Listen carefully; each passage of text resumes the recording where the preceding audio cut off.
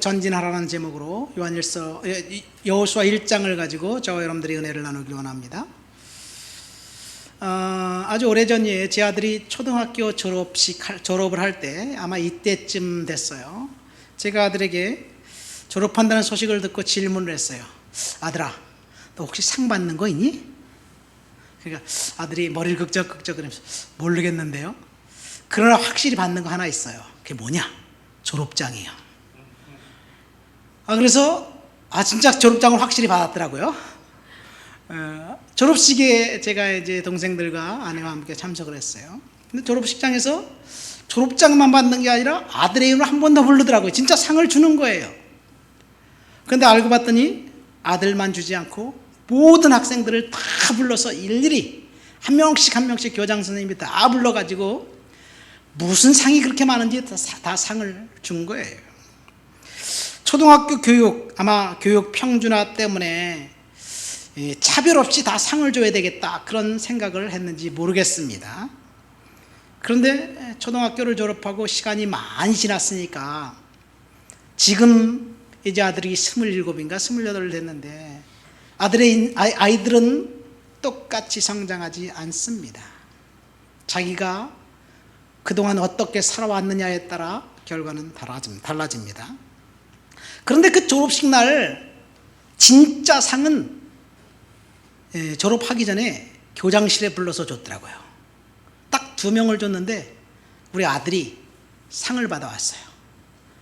상을 받아왔는데 상장을 제가 읽어드릴게요. 표창장. 위 학생은 평소 건강한 신체와 정신을 바탕으로 학생 본연의 자세에 충실하여 왔으며 특히 국가에 대한 충성심과 투철한 안보의식으로 향토 방위에 기여하였으므로 이에 표창을 수여함. 2007년 2월 14일 제215 보병연대 연대장 대령 땡땡땡. 우리 아들이 다니는 학교 옆에 그 군부대가 있었어요. 군부대 연대장이 상을 준 거예요. 그 상장을 읽고 난 다음에 제가 아들한테 물어봤어요. 야, 참 너 대단하구나. 그래서 네가 상을 받아왔는데 근데 네가 국가에 대한 어떤 충성심을 보였냐? 모르겠는데요. 향토방위는 뭐냐 도대체? 안보의식이 투철하냐? 머리만 극적극적 그리고 있었어요. 뭐 주니까 받은 거죠. 그때 제가 깨달은 것이 하나 있어요. 세상 사람들, 세상에서 받는 상, 세상 사람들이 주는 상은 이런 것이 아닌가. 뭔지 알지도 못하지만 그러니까 주니까 좋은 것으로 알고 받는 거예요. 여호수아 1장은 축복에 대한 이야기입니다. 형통에 대한 이야기입니다. 이스라엘 백성들이 40년 광야 생활을 끝마치고 이제 젖과 끓이 흐르는 땅, 약속의 땅, 가나안 땅을 눈앞에 두고 하나님께서 여호수아에게 약속하신 내용, 여호수아와 백성들에게 약속하신 것은 형통이었습니다. 형통은 축복입니다. 7절 말씀에 보니까 형통은 be successful wherever you go. 어디로 가든지 너는 성공적인 인생을 살 것이다. 8절 말씀에 보니까 be prosperous and successful. 여기서 보면 이 prosperous와 successful은 번창과 성공이에요. 우리 한국 성경에는 형통이라고 번역되어 있지만 하나님께서 성공적인 인생을 살게 해 주시겠다는 것. 세상 사람들은 이 축복에 목말라하고 축복된 인생을 살려고 합니다. 그런데 하나님이 주시기를 원하는 축복과 인간이 기대하는 축복은 전혀 다릅니다. 제가 신문을 읽다가 좋은 기사와 또 그런 것들이 있으면 스크랩해 놓은 버릇이 있습니다. 혹시 설교 때 이 기사, 이 내용을 좀 써먹으려고요. 자, 올해가 무슨 해죠? 이민년 검은 호랑이 해라고 합니다. 검은 호랑이가 얼마나 좋은지 모르겠어요. 어쨌든 검은 호랑이 해래요. 어느 해인가는 백마의 해, 60년 만에 찾아온 백마의 해라고 그러더라고요. 근데 옛날 2007년도 그때 그 600년 만에 찾아오는 황금 돼지해라고 그러면서 온통 떠들썩했습니다. 황금 돼지라고 하니까 사람들이 기대가 있는 거. 황금 돼지 좋겠다. 그런데 조선일보 전면 광고에 이런 기사가 떴습니다. 어느 스님이 금으로 만든 복돼지 액자를 사서 걸어놓으면 복 받는다는 얘기예요. 애군을 물리치고 축복이 임한다. 그러니까 600년 만에 찾아온 황금 돼지에 내가 그린 그 그림, 그것을 사서 걸어놓으면 부자가 된다. 조선일보 전면 광고를 했어요. 거기서 서비스를 하나 더 주는데 명함 크기의 황금 복돼지 부적도 아울러 주겠다. 그런 내용이에요. 조선일보 전면 광고를 했으니까 상당한 가격을 지불하고 많은 사람들이 산 것 같습니다. 그 부적을 몸에 지니고 있으면 복 받을까? 그들은 그렇게 믿지요. 이 명함 크기의 부적을 항상 지니고 다니고 있으면 애군이 물러가고 좋은 일이 일어날 것 같다라고 생각합니다. 오늘날 드라마를 보면 교회와 성도들, 특별히 목사나 장로를 까요. 비리를 저지르는 사람들은 다 교회 다니는 사람들이고요. 그리고 부적과 무당과 미신이 아주 선하게 묘사된 것을 볼 수 있습니다. 이것은 우리 사회의 영적인 기류지요. 하나님을 떠나버린 세대가 되었습니다. 과연 축복이 뭘까? 오늘 여호수아를 통해서 저와 여러분들에게 하나님이 은혜를 주실 줄 믿습니다. 1절부터 4절까지 우리 한번 본문을 읽어볼까요? 본문 1절부터 4절입니다. 다 같이 읽겠습니다. 여호와의 종 모세가 죽은 후에 여호와께서 모세의 수종자 눈의 아들 여호수아에게 말씀하여 이르시되 내 종 모세가 죽었으니 이제 너는 이 모든 백성과 더불어 일어나 이 요단을 건너 내가 그들 곧 이스라엘 자손에게 주는 그 땅으로 가라. 내가 모세에게 말한 바와 같이 너희 발바닥으로 밟는 곳은 모두 내가 너희에게 주었노니 곧 광야와 이 레바논에서부터 큰 강 유브라데 강까지 해쪽 속에 온 땅과 또 해지는 그쪽 대까지 너희의 영토가 되리라. 이 말씀은 축복의 땅, 약속의 땅, 젖과 꿀이 흐르는 땅을 이제 때가 되었으니 주겠다는 선언입니다. 그런데 하나님이 여호수아에게 말씀하신 이 약속은 원래는 모세에게 주겠다고 약속한 것 땅이었어요. 근데 사실 원래는 여호수아에게 주겠다고 약속했지만 그 조상 아브라함을 통해서 주겠다고 약속한 그 약속이 모세 때 이루어져야 하는데 모세는 그 약속의 땅, 그 땅을 받지 못했습니다. 하나님께서 주시겠다고 언약한 그 약속을 믿고 백성들을 데리고 모세는 그 땅에 들어가야 했는데, 그것도 40년 전에 들어가야 했는데 모세는 실패했습니다. 그래서 지금 여호수아에게 다시 명령하는 거예요. 들어가서 그 땅을 정복해라. 자, 하나님이 여호수아에게 다시 명령할 때 들어가서 정복해라, 그 약속이지만 그 이면에는 너도 모세처럼 실패할 수도 있을 거야. 모세가 불순종한 것처럼 네가 불순종한다면 너도 실패할 거고 순종하는 그 누군가가 그 땅을 차지하게 될 것이다라는 의미입니다. 왜 그런가요? 모세가 이미 40년 전에 그 땅을 성취해야 했는데 40년 전에 모세와 그 백성들은 두려움 때문에, 두려움이 가져다주는 공포가 축복을 거부하게 만들었습니다. 그래서 하나님께서 다시 여호수아에게 그 약속을 상기시키면서 강하고 담대해라, 두려워하지 말아라, 그리고 가서 성취하고 쟁취해라, 그런 말씀을 하신 거예요. 그러니까 오늘 본문을 중에서 주시는 첫 번째 교훈은 두려움과 공포는 축복의 장애물이 된다는 이야기예요. 여러분, 우리는 두려움이 엄습한 시대에 살고 있습니다. 아직까지 해결되지 않은 문제가 우리들로 하여금 두렵게 만듭니다. 코로나가 만 2년 한 5개월 정도 됐나요? 19년 겨울부터 시작됐으니까 지금 오미크론 때문에 정부에서 여러 가지 정책이 바뀌지만 항상 가변적입니다. 헷갈립니다. 무슨 일이 일어날지 아무도 모릅니다. 예측할 수 없습니다. 그래서 두렵습니다. 그런데요, 사실 미래는 우리의 손에 있지 않습니다. 미래는 하나님의 손에 있는 거예요. 우리의 손에 있는 건 다만 현재뿐입니다. 아무도 미래를 예측할 수 없습니다. 다만 우리가 믿는 것뿐이에요. 미래에 대한 믿음, 그 믿음이 어떤 믿음을 갖고 살아가고 있느냐. 어떤 사람은 절망이에요. 지금 내 자신의 상황을 보니까 글렀어. 도저히 뚫고 나갈 그런 어떤 비전이 보이지 않아. 그래서 글렀다고 생각합니다.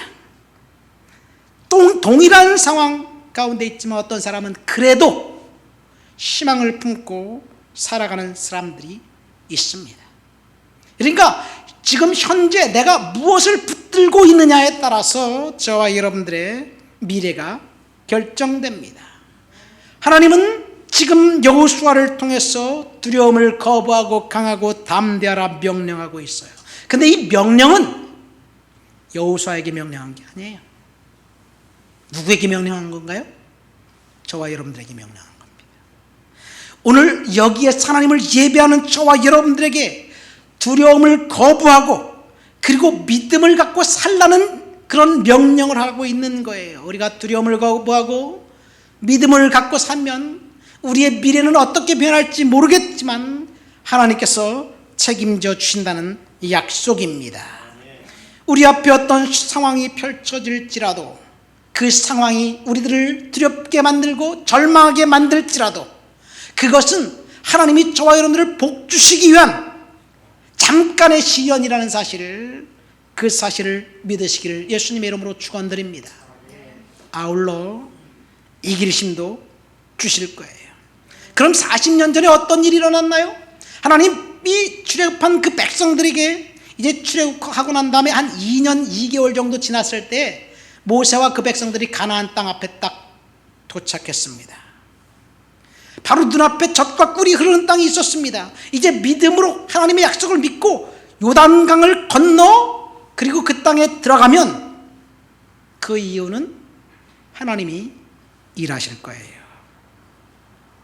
그런데 그 가나안 땅의 눈앞에서 백성들이 모세에게 요구합니다. 신명기 1장 21절부터 23절 한번 읽어볼까요? 다 같이 읽겠습니다. 너희의 하나님 여호와께서 이 땅을 너희 앞에 두셨은즉 너희 조상의 하나님 여호와께서 너희에게 이르신 대로 올라가서 차지하라. 두려워하지 말라, 주저하지 말라 한즉 너희가 다 내 앞에로 나와 말하기를 우리가 사람을 우리보다 먼저 보내어 우리를 위하여 그 땅을 정탐하고 어느 길로 올라가야 할 것과 어느 성읍으로 들어가야 할 것을 우리에게 알게 하자 하기로 내가 그 말을 좋게 여겨 너희 중 각 지파에게 한 사람씩 12를 택하매. 이 구절에 보면 하나님 모세에게 가서 차지해라 그렇게 말씀하셨어요. 그럼 모세는 하나님 말씀 듣고 그냥 전진하면 되는 거예요. 그런데 백성들이 모세에게 이렇게 요청하는 거예요. 그 땅 좋은 것 같아. 우리 먼저 그 땅에 정탐꾼을 보내서 보고 그리고 우리 그 땅에 들어갑시다. 그렇게 얘기하니까 모세가 그 얘기를 들으니까 좋아 보여요. 그 제안이 좋아 보여요. 그래서 각 지파에 한 명씩 12명을 선택해서 정탐꾼을 보냈습니다. 사실 이때 모세가 백성들이 요구한 것이 현명한 제안이 아니라는 것을 알아챘어야 하는데 모세는 백성들의 말을 듣고 그 의견이 좋아 보였어요. 그래서 백성들의 의견을 따라서 각 지파에서 한 명씩, 성경에 보니까 이스라엘 자손에 수령된 사람들 12명, 이제 그들은 요단강을 건너서 가나안 땅에 들어가면 자기 지파의 족장으로 리더가 될 사람들입니다. 리더들을 뽑았어요. 그리고 리더들을 그 땅의 정탐꾼으로 보냈는데, 그런데 그것이 사실은 실수였습니다. 그들은 두려움 때문에 눈앞에 펼쳐져 있는 그런 그 상황을 왜곡해서 보고합니다. 그들은 겉만 보고 절망했고 불평했고 원망했습니다. 가나안 땅에 들어갈 수 없을 것이라고 부정적인 그런 견해를 토해냅니다. 그러니까 두려움이 저주를 갖고 왔습니다. 40일 동안 그 땅을 탐지하고 갖고 온 과일, 너무나 크고 멋있고 아름답고 맛있었습니다. 그런데 백성들, 정탐꾼들이 이렇게 보고합니다. 그 땅 거주민은 강했고 성읍은 견고했고 또 거대했습니다. 거인족의 후손인 아낙 자손들이 있습니다. 여기서 말하는 거인족들은 골리앗과 같은 거인족이에요. 두려움의 눈으로 세상을 바라보니까 그 뒤에 하나님이 역사하시는 것을 볼 수가 없었고, 자신을 과소평가했고 상대방을 과대평가했습니다. 이게 두려움이 가져다 주는 왜곡입니다. 민수기 13장 31절부터 33절까지 읽어볼까요? 뭐라고 보고했는지 한번 봅시다. 그와 함께 올라갔던 사람들은 이르되 우리는 능히 올라가서 그 백성을 치지 못하리라.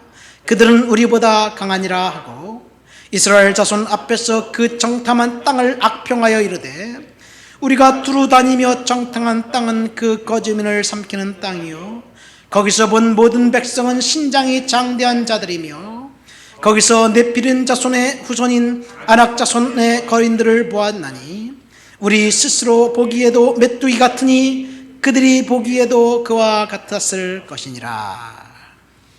두려움의 눈을 갖고 가나안 땅을 보니까 그들은 강하고 우리는 메뚜기 같다, 그렇게 본 거예요. 그렇게 보고합니다. 근데 문제는 그 다음입니다. 두려움이 일순간에 공동체 전체에 퍼졌습니다. 민수기 14장에 보면 이스라엘 공동체 모두가 다 두려움에 벌벌 떨면서 모세의 리더십에 저항합니다. 심지어 새로운 리더를 세워서 애굽으로 돌아가자 선동하는 무리들까지 생깁니다. 여러분, 두려움은 불신앙이고 불신앙은 저주입니다. 두려움이 하나님께서 주시겠다고 약속했던 축복을 차버린 것입니다. 이 패턴은 오늘날도 동일합니다. 만약 우리가 두려워한다면 그 끝은 사망과 저주와 멸망뿐이에요.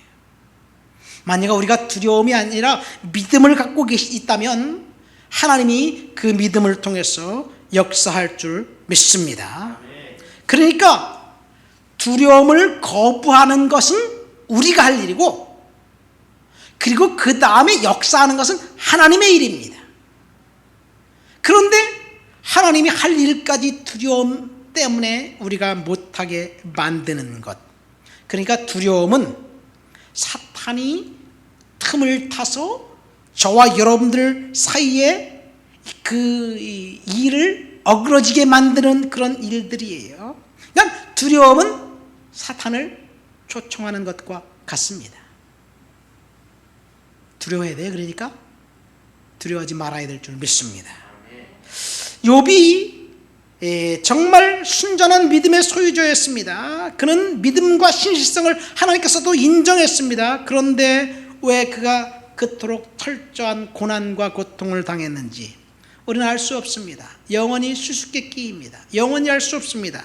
그러나 욥이 고난을 감당한 믿음, 그 믿음으로 인해서 축복과 회복이 있다는 것, 그것을 우리 알지만 이유도 모른 채 죽은 10남매는 어떤가요? 빌딩이 무너져 그 집에 있던 모든 사람이 깔려 죽은 그 사건과 영문도 모른 채 죽어가고 몰살당한 짐승들 또 어떻습니까? 우리는 정확한 이유를 모르지만 욥이 재난을 당하고 난 다음에 첫 번째 외친 고백, 그 고백을 통해서 욥이 왜 고난당했는지 우리는 알 수 있습니다. 욥기 3장 25절에 보면요, 모든 재난이 다 일어나서 욥에게 모든 사람이 와서 고백했을 때 욥의 첫 마디는 이렇습니다. 나의 두려워했던 것이 임했고 내가 무서워했던 그것이 내 몸에 미쳤구나. 그렇게 욥이 고백합니다. 그러니까 두려워했던 그것이 내 몸에 미쳤다는 얘기예요.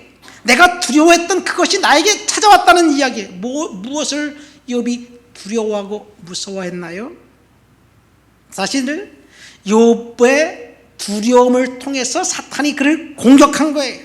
그러니까 두려움이 욥에게 사탄이 공격할 문을 열어준 겁니다. 욥이 두려움이라는 열린 문을 통해서 사탄을 초청한 거예요. 사탄이 공격할 빌미를 제공한 거예요. 욥이 그럼 어떤 두려움을 갖고 있었나요? 아들들이 7남 3녀가 있었어요. 자녀들이 7남 3녀가 생일이면 10명이 한 집에 모여갖고 생일잔치를 칼칼하게 하고 먹고 마시고 떠들썩하게 아주 즐겁게 보냈어요. 그리고 그날 저녁에 자녀들이 다 집으로 돌아가고 난 다음에 욥이 하나님 앞에 제사를 드립니다. 번제를 드려요. 10명의 식구수대로 하나님 앞에 제사를 드립니다. 제사를 드리면서 혹시 있을 수 있을지 모른 죄 진 것 때문에 회개하면서 번제를 드렸습니다. 그러니까 욥은 부지 중에 자식들이 죄 짓지 않을까 하는 두려움에 늘 있었어요. 그러니까 그 두려움, 하나님을 욕되게 할 수 있을지도 모르는 그 두려움, 그것 때문에 사단이 욥을 공격한 거예요. 긍정적으로 보면 욥은 하나님 앞에 늘 경건하고 거룩하게 살고 했던 것을 알 수 있어요. 그러나 부정적으로 보면 욥은 두려워했습니다. 그 두려움이 욥을 공격한 거예요. 그러니까 두려움은 사탄에게 공격할 문을 열어주는 거예요. 어떤 상황이 저와 여러분들에게 닥치더라도 미래는 아직 우리에게 오지 않았습니다. 물론 지금 내가 현재 돈이 없고 건강이 상해서 건강이 좋지 않으면 잠시 후에는 어떤 일이 벌어질지 우리는 예견할 수 있습니다. 그렇지만 아직 미래는 오지 않았어요. 미래는 나의 손에 달려있는 것이 아니라 하나님의 손에 달려있습니다. 그래서 우리는 하나님을 믿어야 될 줄 믿습니다. 두려움이 저주로 바뀌었습니다. 두려움이 저주가 되자 출애굽의 1세대들은 약속의 땅 가나안에 들어갈 수 없었습니다. 10명의 정탐꾼이 악평을 했습니다. 그런데 오직 여호수아와 갈렙 이 두 사람만 우리 하나님을 믿고 그 땅을 그 땅을 차지하자. 우리가 그들을 보니까 정말 그 땅은 크고 견고하고 아름다운 땅이지만 그들의 눈을 보니까 그들은 지금 두려움에 벌벌벌 떨고 있다. 우리가 들어가기만 하면 그들은 스스로 자중질환으로 멸망당할 것이다. 들어가자. 그러니까 여호수아와 갈렙조차도 사람들이 돌을 들어 죽이려고 했습니다. 여러분, 두려워하지 않는 사람들, 담대한 믿음을 갖고 있었던 사람들은 사실은 때때로 핍박받을 수도 있습니다. 자, 두려움은 축복의 장애물입니다. 두려움을 떨쳐버리시기를 예수님의 이름으로 축원드립니다. 본문을 중에서 주는 두 번째 교훈은 두려움을 거부하고 말씀을 붙들고 전진하라는 얘기예요. 오늘 설교 제목이 뭡니까? 말씀을 붙들고 전진하라죠. 근데 사실 그 앞에 두려움을 거부하고 말씀을 붙들고 전진하라, 이것이 설교 제목입니다. 너무 길어서 제가 앞부분을 띄워버렸는데, 자, 말씀을 붙들고 두려움을 거부하고 전진하는 사람들에게 하나님이 무엇을 약속하셨느냐? 본문 7절과 8절입니다. 우리 다 같이 읽어볼까요? 오직 강하고 극히 담대하여 나의 종 모세가 내게 명령한 그 율법을 다 지켜 행하고 우로나 좌로나 치우치지 말라. 그리하면 어디로 가든지 형통하리니 이 율법책을 내 입에서 떠나지 말게 하며 주야로 그것을 묵상하여 그 가운데 기록된 대로 다 지켜 행하라. 그리하면 내 길이 평탄하게 될 것이며 내가 형통하리라. 자, 이 구절에서 여러분 핵심이 되는 부분이 어디일까요? 7절, 어디로 가든지 형통하리라. 8절, 내 길이 평탄하게 될 것이며 내가 형통하리라. 이 부분이 핵심인가요? 이 문법적으로 보면 이 부분은 뒤에 나와 있는 부분이에요. 이걸 종속절이라고 그래요. 종속절은 뭔가 앞에 있는 것 때문에 일어나는 일이에요. 그러니까 형통하게 되고 평탄하게 되고 형통할 것은 뭔가 조건이 구비되어야지만 일어나는 거예요. 그렇죠? 그러면 앞에 조건이 구비되어야 될 선행 조건은 뭔가요? 두려워하지 않으면 형통의 축복을 얻게 된다. 그래서 여호수아에게 두려워하지 말라고 지금 이야기하는 거예요. 맞습니다. 두려워하지 않으면 담대히 믿음으로 살아가면 형통이 임합니다. 그런데 사실 두려움과 공포라는 것은 자동적으로 우리에게 찾아옵니다. 그러니까 두려움을 우리가 떨쳐버린다고 아무리 그래도 사실은 두려움을 떨쳐버릴 수가 없어요. 예를 들어서 수입이 없는데 돈이 필요해. 당장 돈이 없어요. 근데 돈이 필요해. 그 사람에게 두려워하지 말아라. 하나님이 줄 거다. 그렇게 말한다고 위로가 되나요? 아니에요. 돈이 없으면 두려워요. 그 사람에게는 두려워하지 말아라. 염려하지 말아라. 그 말이 중요한 게 아니라 여기 돈 있으니까 너 써라. 돈을 주는 게 걱정을 덜어주는 일이에요. 염려도 돈이 있으면 없어져요. 자, 두려움이라는 것, 사실은 무시무시한 사건이 우리 앞에 있을 때 두렵습니다. 아무리 두려워하지 말라 그래도 두려움은 사실이에요. 여호수아 입장에서 볼까요? 하나님이 지금 두려워하지 말아라. 요단강을 건너가 그 땅을 차지하라. 그런데 두려움이 상존해 있습니다. 여호수아에게 있었던 두려움은 첫 번째, 앞에 요단강물이 흐르고 있는데 요단강물이 이 우길에서 장마철에서 강물이 언덕까지 찰랑찰랑 멈춰서 아주 세차게 흘러가고 있어요. 그러니까 그 강물을 건너가야 되는데 들어가면 휩쓸려 떠내려가요. 그런 상황 두렵습니다. 그리고 앞에 있는 여리고 성은요, 견관성 난곤불락의 요새입니다.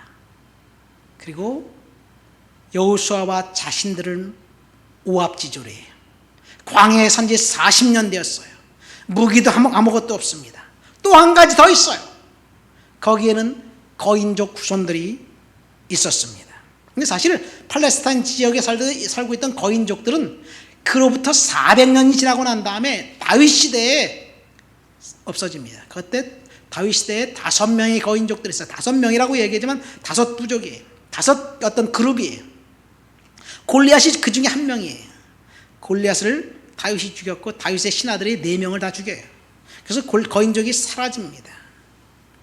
그러니까 출애굽한 그 백성들, 여호수아 입장에서 볼 때 하나님의 말씀은 정확하고 하나님의 말씀은 진리지만 사실은 두려움은 상존해 있습니다. 출애굽한 백성들 두려움을 떨쳐버릴 수 없었습니다. 만약 40년 전 모세처럼 그 두려움이 자신을 잠식해서 그 휩쓸려 있다면 여호수아도 여전히 그 땅을 정복할 수 없을 수도 있습니다. 그래서 하나님이 말씀하신 거예요. 7절 상반절 말씀 볼까요? 7절 한번 다시 보세요. 다시 한번 볼까요? 뭐라고 되어 있어요? 오직 강하고 담대하여, 그 다음에 뭐라고 되어 있어요? 명령한 그 율법을 지켜 행하라. 말씀을 지켜 행하라는 이야기예요. 7절 하나님 말씀을 지키고 하나님의 말씀을 묵상하고, 8절 말씀 볼까요? 이 율법책을 내 입에서 떠나지 말게 하며 주야로 그것을 묵상하여 그 가운데 기록한 대로 지켜 행하라. 자, 그러니까 두려움이 현실인데 그 두려움을 없앨 수 있는 것은 사실은 환경을 보는 것이 아니라 말씀에 사로잡히면, 말씀이 우리를 지배하면, 그 말씀이 저와 여러분들이 갖고 있는 두려움을 제거해주는 놀라운 역사와 은혜가 된다는 사실을 믿으시기를 예수님의 이름으로 축원드립니다. 두려움은 환경에 따라 찾아오는 자동적인 감정입니다. 환경이 절박하면 반드시 두려움은 우리를 공격하게 되어 있습니다. 시도 때도 없이 두려움이 공격합니다. 그리고 두려움이 우리를 짓누릅니다. 그런데 두려움을 이길 수 있는 방법은 말씀의 힘입니다. 설교 제목이 뭐예요? 말씀을 붙잡고 전진하라. 여러분, 두려움을 떨쳐버릴 수 있는 방법이, 유일한 방법이 있는데 그것은 하나님의 말씀이 나를 지배할 때예요. 하나님의 말씀이 나를 지배하면 환경이 나로 하여금 절박하게 만들어도요, 나는 환경을 보지 않아요. 제가 젊은 시절에 20대 초반에 직장 생활하면서 정말 환경은 비참했어요. 근데 내 말씀이 나를 지배하니까요, 그 환경은 별로 문제가 되지 않더라고요. 결국은 말씀의 힘으로 나는 이기게 되어 있습니다. 하나님의 말씀에 우리에게 임하면 왠지 모르게 평안이 찾아옵니다. 환경을 문제가 될 것이 아닙니다. 말씀이 역사하시니까 나는 환경을 바라보지 않고 혹독한 상황 속에서도 하나님이 이길 힘을 주신다는 사실을 알게 됩니다. 똑같은 시련을 당할 때 한 사람은 대담합니다. 다른 사람은 절망합니다. 그 이유는 말씀이 그 속에 있느냐, 말씀대로 살아가느냐, 그 차이입니다. 우리 기독교 초기 역사에서 수많은 그 순교자들이 나왔어요. 그렇죠? 특별히 이 서머나 교회 감독인 그 폴리캅이라는 사람은 화영장에 이제 화영당에 죽는데 총독이 이 폴리캅에게 묻습니다. 네 목숨이 아깝지 않느냐? 시저의 이름으로 맹세해라. 그러면 내가 너를 풀어주겠다. 사나운 맹수가 두렵지 않냐? 이 불이 두렵지 않냐? 그러니까 폴리캅이 뭐라고 얘기하냐면, 지난 86년 동안 그분을 섬겼고 그분이 내게 잘못한 일이 하나도 없는데 내가 어찌 나를 구원하신 나의 왕을 모독할 수가 있겠느냐, 그러면서 화형당합니다. 그 사람에게 불이 두렵지 않았을까요? 하나님의 말씀이 역사하니까 이길 수 있는 거예요.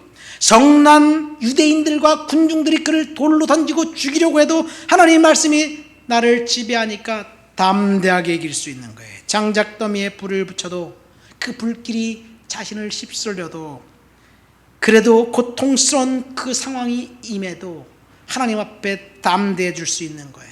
여러분, 말씀을 붙잡고 전진하면 우리들은 형통의 축복을 받게 될 줄 믿습니다. 여기 보면 어디로 가든지 형통하리라.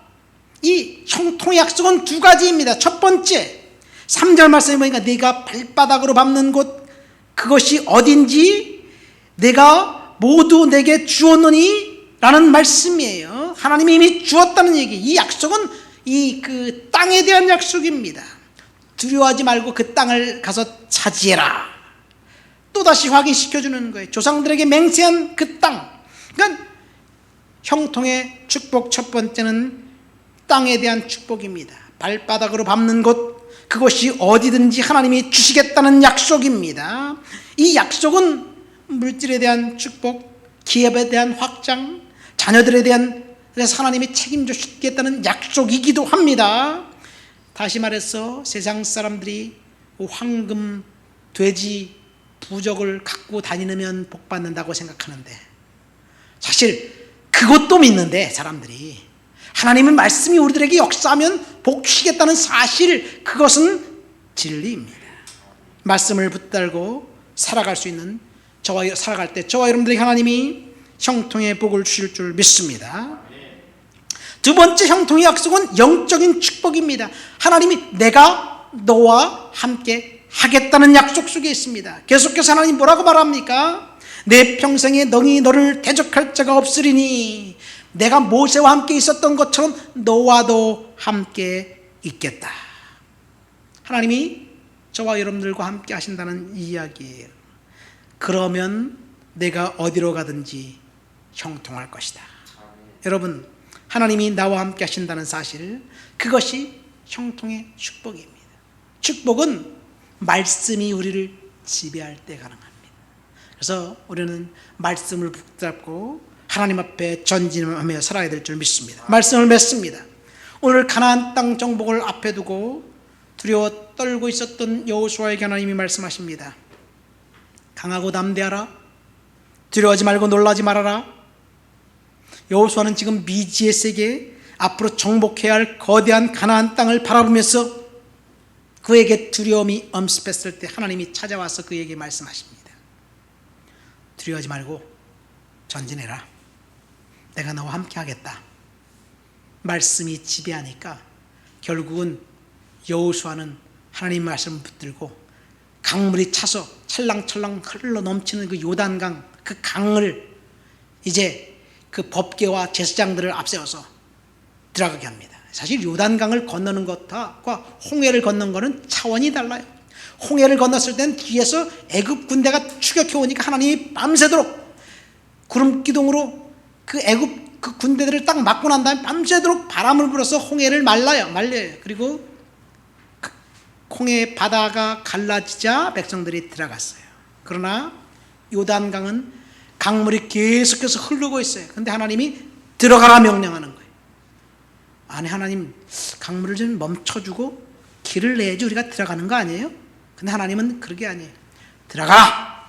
그러니까 여호수아가 기도하고 법궤를 미고 제사장들이 먼저 그 강물에 발을 담갑니다. 들어갑니다. 그랬더니 강물이, 위에서 흐르는 강물이 멈춰지기 시작합니다. 순종하고 들어가니까 기적이 일어나는 거예요. 하나님 앞에서 지금 우리에게 하나님 말씀하신 건, 우리가 말씀 믿고 순종하고 들어가면 기적이 임하게 될 줄 믿습니다. 동일한 상황, 40년 전 모세가 실패했던 것처럼 두려움에 떨고 있으면 여호수아도 실패할 수 있습니다. 여호수아가 두려움에 떨어서 믿음을 갖지 않으면 그것이 또 축복이 또 연장되는 거예요. 저와 여러분들도 마찬가지입니다. 우리가 지금 오늘 무엇으로 살아가느냐? 믿음으로 살아야 될 줄 믿습니다. 황금, 복돼지, 부적이 복 주는 게 아니에요. 말씀을 믿고 순종할 때 하나님께서 형통의 축복을 주실 줄 믿습니다. 우리 다 같이 말씀을 생각하며 통성으로 기도합니다.